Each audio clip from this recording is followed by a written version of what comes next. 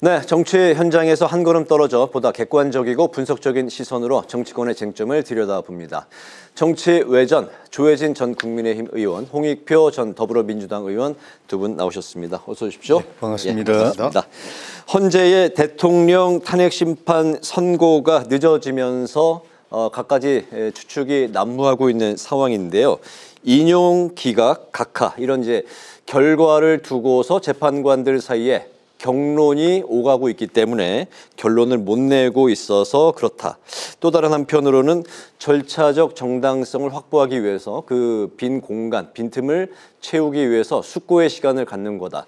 이렇게 여러 가지 이야기들이 나오고 있는데 두 분의 견해를 먼저 좀 들어보겠습니다. 지연 이후 그리고 이번 주를 넘기는 분위기인데 그렇다면 언제쯤 선고 시점이 이루어질지 같이 이제 좀 들어볼까 합니다. 오늘은 그 조혜진 의원님부터 들어볼까요? 예.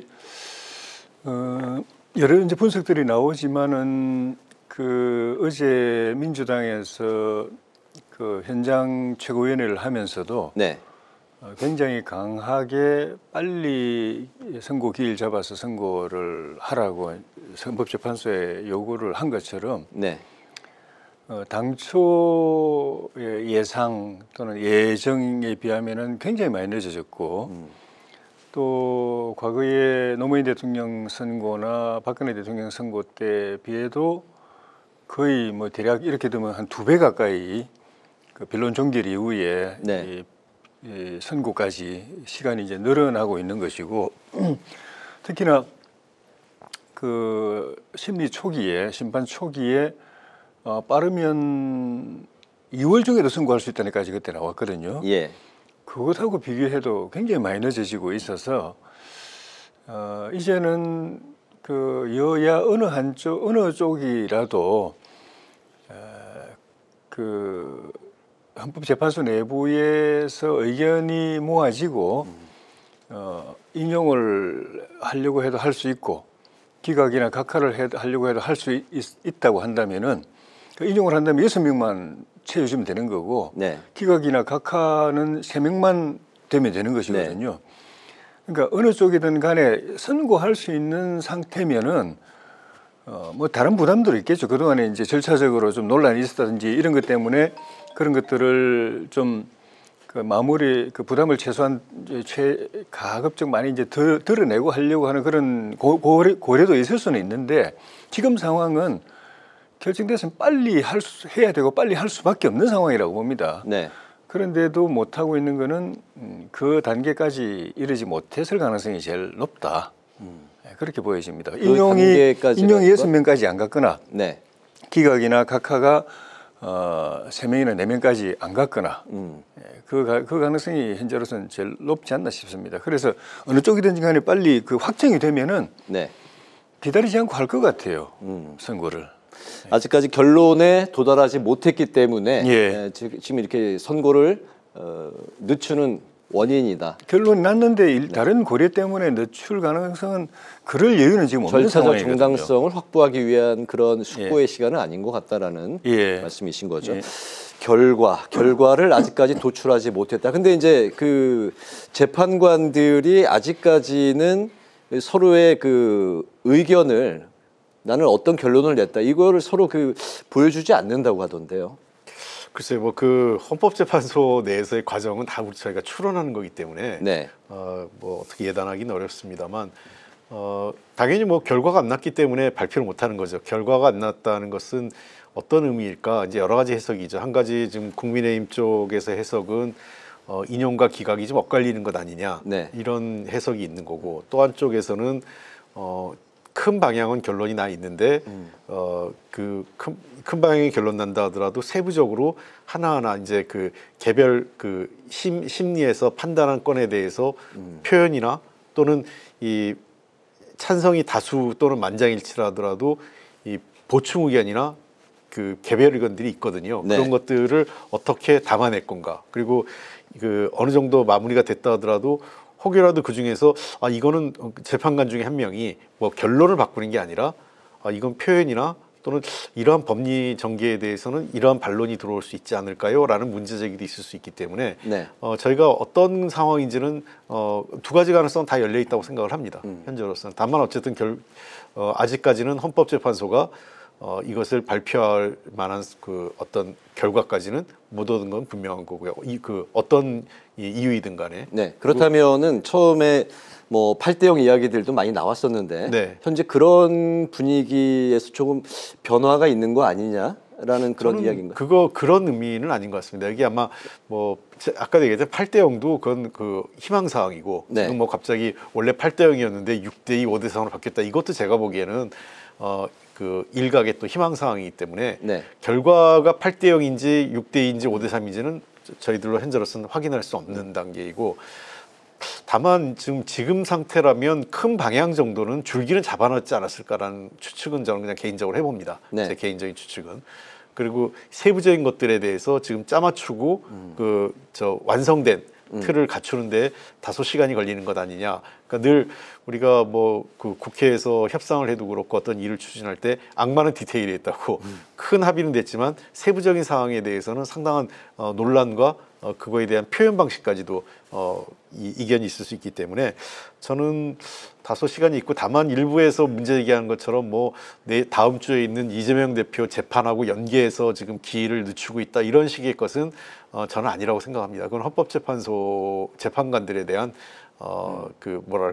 그분들의 판단에 대한 약간 모욕적인 표현이 될 수 있어서 헌법재판소는 헌법재판소대로, 그다음에 그 사법부의 사법부의 어떤 이 사법 시스템은 그대로 각각의 흘러가는 거지, 이것과 이것이 서로 연계되고 서로 영향을 주는 것은 아니다 이렇게 보입니다. 네, 큰 틀은 어느 정도 만들어졌고 그 안에서의 어떤 그 문제 제기라든가 아니면 절차적 정당성을 확보하기 위한 그런 공간들을 채우기 위한 시간들이 아니냐 말씀하셨고, 예. 그리고 이제 거기에 이재명 대표의 다음 주 26일 2심 선고, 이거는 그 현재 재판관들의 고려 사항은 아니다. 네, 전혀 고려 대상 아닙니다. 고려 대상이 예, 아니다. 예. 그렇다면 그 선고 시점은 좀 어떻게 예상을 하실까요?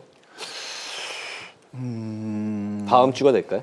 그 정도 예측을 하려면은 비교적 내부 상황을 네. 꽤 많이 파악을 하고 있어야 그 시점까지 추론이 가능한데 네.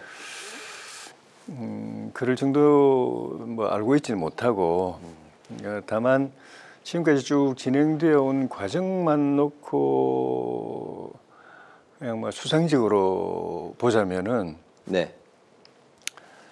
빠르면 다음 주.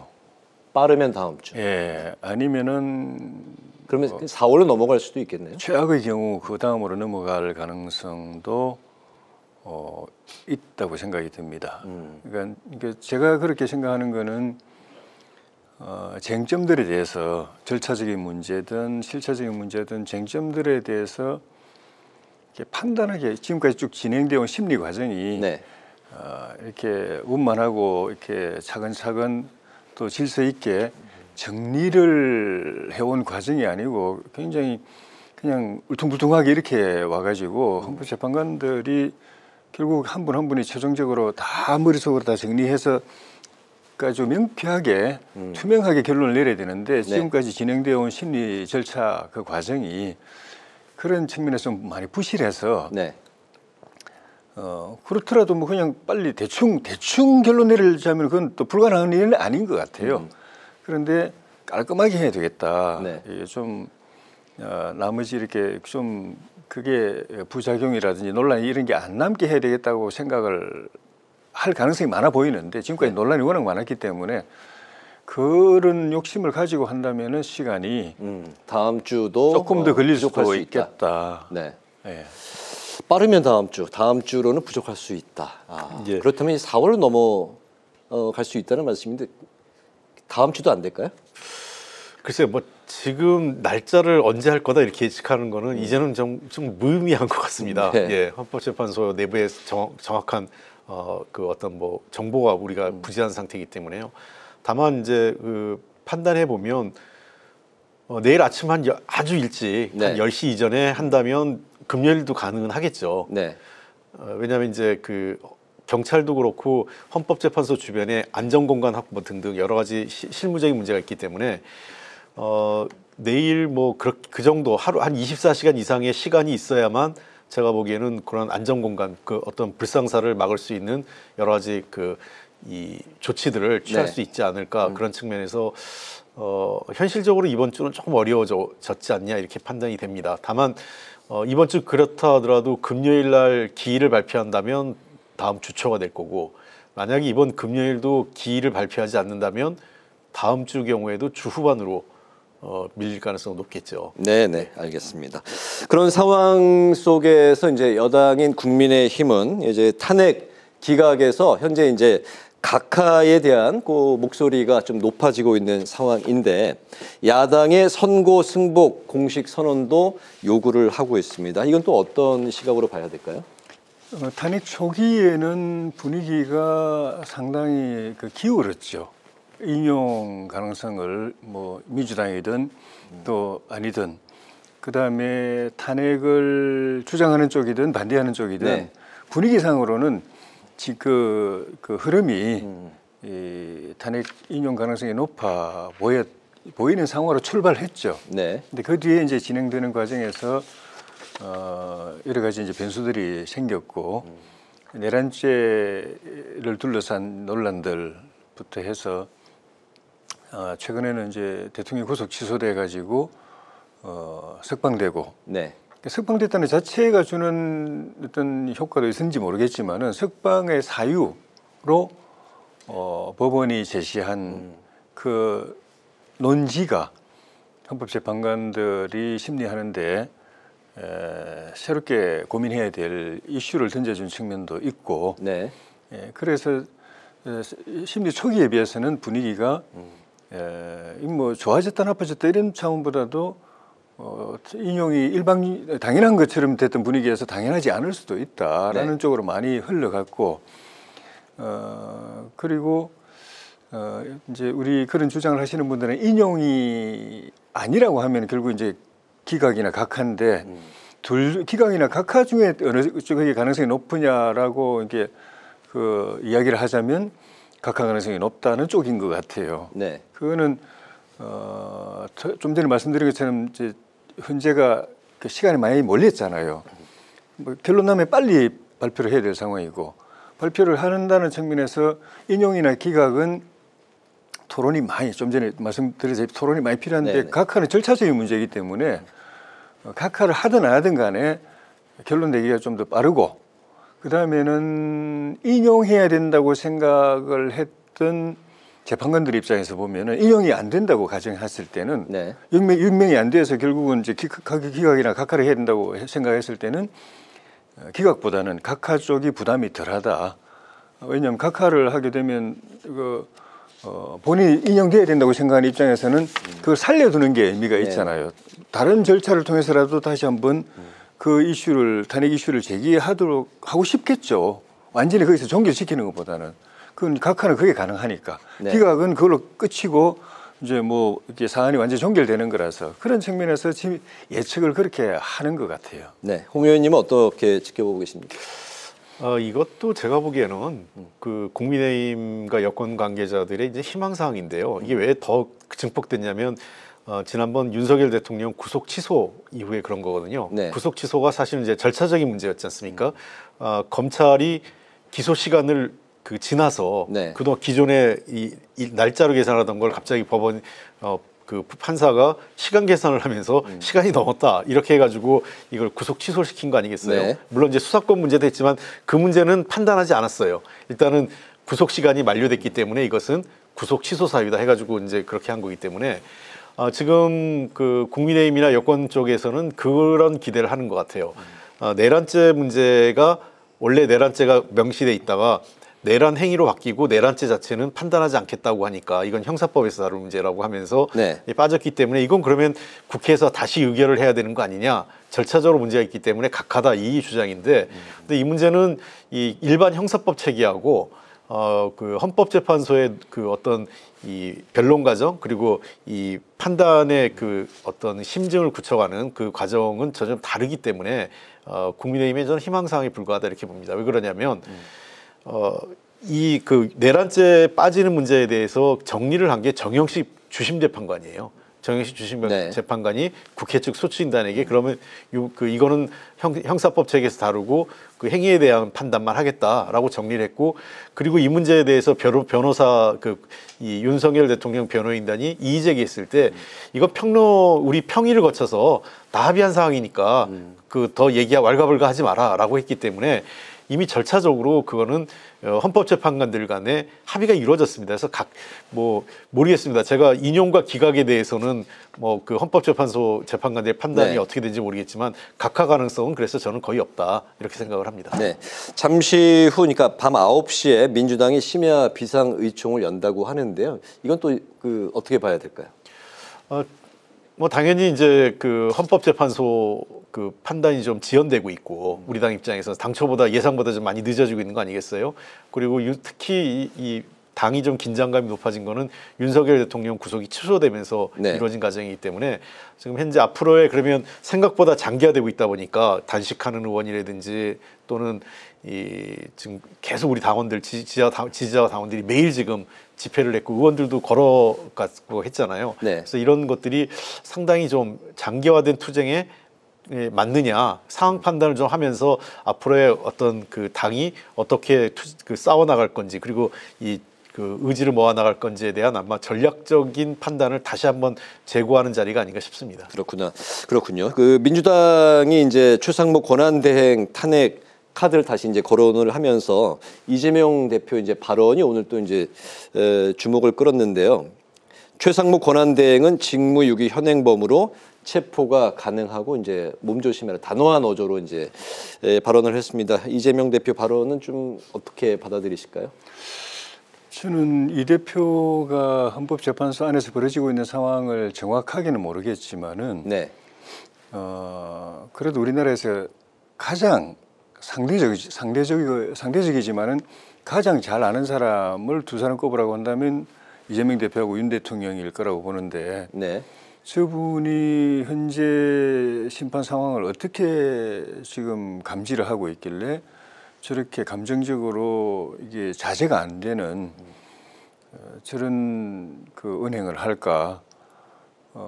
우리 당에서는 뭐 테러 선동이냐 뭐 이런 이야기도 했지만은 저는 선동이라고 보다도 물론 결과적으로 선동이 될 수도 있어요. 이 격앙돼 있는 그 지지자들은 저런 네. 말 때문에 충동을 받아가지고 어떤 돌출 행동을 할 가능성은 분명히 있다고 보는데 그걸 의도하고 했다기보다는 스스로 이 감정 주체가 안 돼서 저렇게 자기 통제가 안 돼서 저렇게 말이 그냥 여과 없이 나온 것 같은데 저거는 뭐 최상목 대행에 대한 급박도 아니고 이 현재 상황, 헌법재판소에서 벌어지고 있는 상황 또는 앞으로 예측되는 결론, 네. 인용이냐 기각이냐 각하냐 이런 결론에 대해서 본인이 굉장한 불안감과 초조감과 일종의 좌절감 같은 게 느껴지는 그런 검도를 넘은 표현이거든요. 그래서 저분이 저렇게 나보다도 훨씬 더 지금 현재 상황을 잘 알고 계실 텐데 저렇게 반응하는 거는 정말 심각한 상황인가 이렇게 생각할 수밖에 없어요. 네.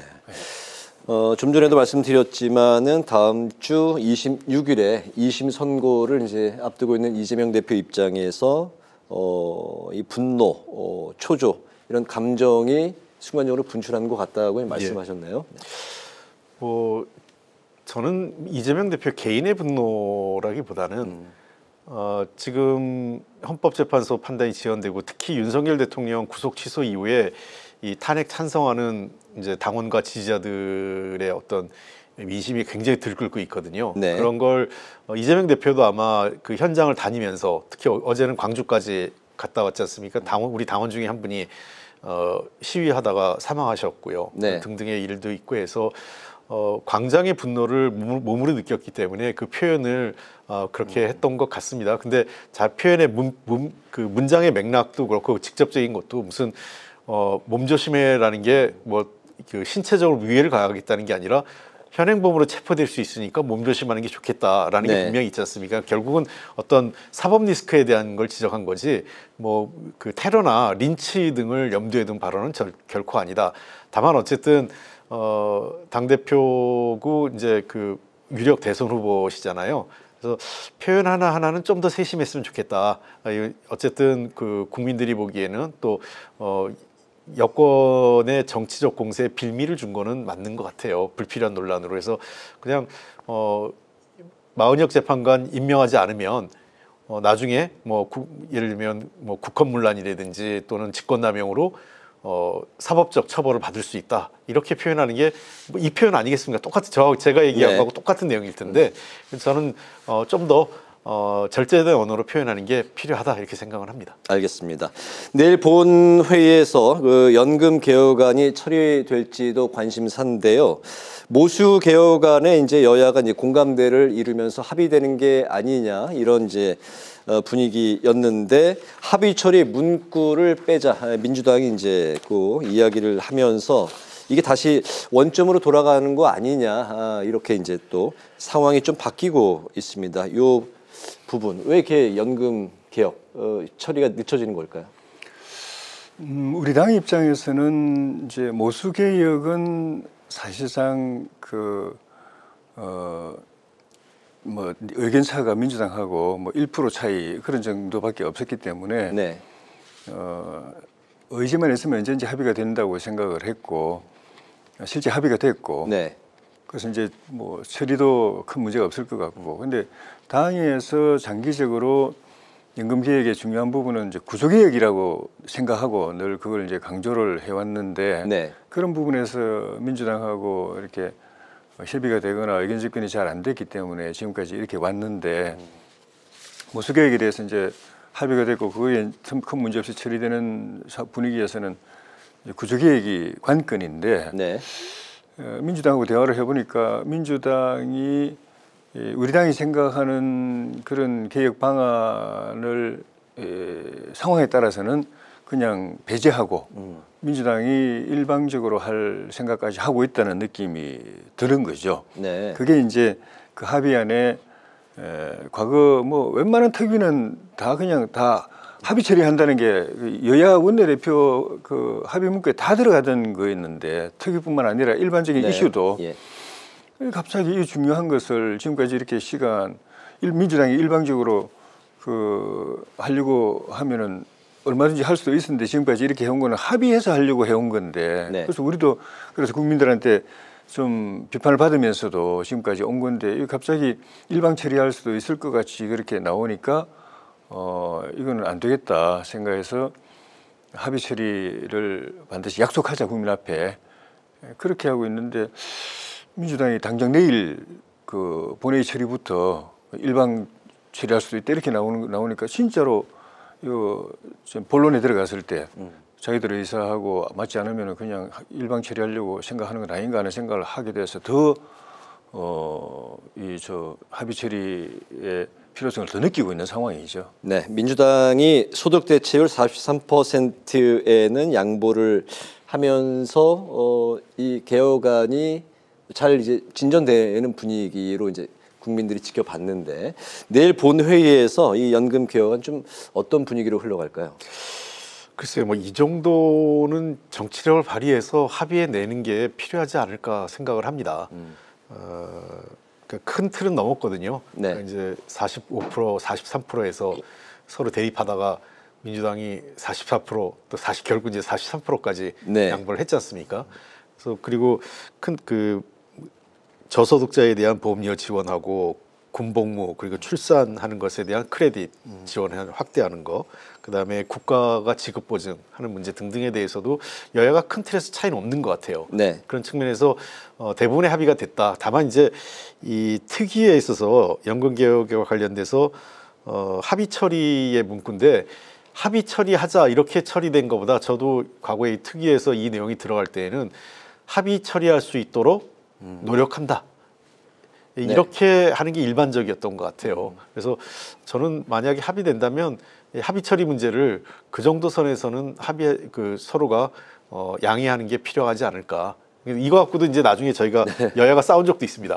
합의 처리하도록 노력한다 갖고 한쪽은 이제 소수 정당은 합의 처리하자고 했지 않느냐라고 하는 거고 다수 정당은 합의 처리하는 데까지 해보다 안 되면 하는 수 없다는 의미 아니냐 이런 이제 유권 해석이 나중에 네. 그거 갖고 한바탕 또 하는데 일단은 제가 보기에는 합의 처리하는데 최선의 노력을 다한다 이런 정도로 합의가 되지 않을까 이렇게 보입니다. 과거에 항상 그렇게 해왔습니다. 네, 합의 처리냐 합의 처리하도록 최선의 노력을 다한다. 뭐 비슷한 말인 것 같으면서도 그 차이가 또 많이 나는 것 같기도 합니다. 어쨌든 내일 본회의 상황 지켜보기로 하고요. 오늘 마지막 이슈는 추경인데 길지 않게 좀 두 분 생각 들어봤으면 좋겠습니다. 어제 여야가 3월 안에 정부 추경안을 국회에 제출해달라고 하면서 추경에 이제 속도가 붙는 것 같이 보였는데 정작 기재부가 국정협의회에서 정부가 배제된 상태에서는 제출할 수가 없다 이런 입장을 보였습니다. 시작부터 좀 꼬인 것 같은 그런 느낌이 듭니다. 4월 추경이 가능할까요? 저는 가능할 걸로 봅니다. 가능하다. 네. 예. 그 정부는 여야 어느 한 당이 그 강력하게 요구해도 쉽게 거절 못 하는데 다른 당 핑계 대면서 쉽게 거절 못 하는데 여야가 같이 한 목소리로 제출해 달라고 하는 것을 네. 거절한 예도 제가 못 봤고 정부가 예. 참 문제 제기를 할 수 있겠죠. 뭐 우리의 의견을 사전에 미리 왜 다 들어보고 반영해 주지 않았는 이런 문제 제기는 할 수 있겠지만 그 끝까지 못한다 하고 그냥 그렇게 안 된 무산된 경우는 제가 못 봤고 또 그렇게 그 못하겠다고 하는 그 이유도 동기도 뭐 다른 게 아니고 무슨 뭐 재정이나 뭐 이런 문제가 아니고 그 국정협의체에서 왜 우리하고 그 같이 참여해서 그 협의를 안 했냐 이런 절차적인 문제거든요. 네. 내용은 정부도 추경 필요성을 다 동의했고 여야 정부 다 동의한 건데 내용이 합의된 거잖아요. 그럼 절차적인 문제에서 국정부가 좀 참여가 안 됐다고 하는 거는 뭐 서운할 수는 있겠지만은 명색이 우리 기재부가 그래도 대통령 대행을 모신 부처인데 이렇게 왕따시킬 수 있냐 이렇게 생각할 수는 있겠지만은 한 번 이야기하고 넘어가고 그다음에 네. 내용에 있어서 이견이 없으면은 그렇게 해서 합의해서 가야 되고 그렇게 갈 걸로 기대하고 있습니다. 그 4월 벚꽃 추경 보게 되겠죠, 뭐. 네. 이 추경은 제가 보기에는 선택이 아니라 좀 필수입니다. 저는 좀 그 기재부하고 여야가 제가 여러 차례 이런 방송이나 토론 때마다 강조하는 게 이창용 하는 총재의 말씀에 좀 귀를 기울였으면 좋겠다. 우리 금통위원들의 대부분의 의견이 장기적 구조적 침체에 대해서 굉장한 우려가 크고 있습니다. 네. 또 미국발 트럼프 정부로부터 오는 경제 위기 가능성도 있기 때문에 추경을 통해서 사전에 예방하고 또 이에 대한 민생을 좀 보호하는 선제적인 조치가 필요합니다. 기재부의 이러한 태도는 제가 보기엔 매우 잘못됐습니다.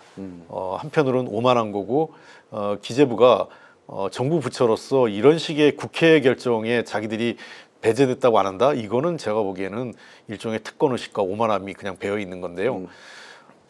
아까 조혜진 의원이 말씀한 것처럼 정부는 자기가 생각하는 안을 제출하면 됩니다. 네. 그리고 그 이후에서 그러니까 예를 들면 정부가 할 수 있는 규모, 그러니까 필요한 그 필요성이 얼마큼 필요하고 그 필요성에 따라서 가용한 재원 속에서 기재부가 확보할 수 있는 예산 규모가 어느 정도.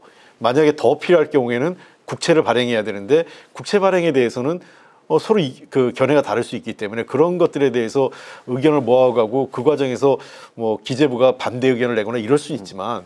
이런 문제 그 사전 협의를 자기하고 안 했다? 이거는 제가 보기에는 아주 잘못된 거죠. 그런 측면에서 기재부는 빠른 시일 내에 정부에게 기재부가 판단하는 가용 규모의 재원 규모 그리고 우선 추경이 편성돼야 될 내용들을 제출하는 게 맞습니다. 그리고 안으로 제출하기 어렵다면 여야 정책위 의장과 기재부 예산차관이 3인이 모여서 큰 틀에서의 방향성과 이 큰 방향 그리고 이 몇 개 아주 중요한 굵직한 것들에 대해서는 합의를 하고 그에 바탕으로 해서 예산안을 추경 예산안을 기재부가 짜와야죠. 알겠습니다. 오늘 정치회전 여기까지 듣도록 하겠습니다. 지금까지 조혜진 전 국민의힘 의원, 홍익표 전 더불어민주당 의원 두 분과 함께했습니다. 오늘 말씀 잘 들었습니다. 고맙습니다. 고맙습니다. 감사합니다.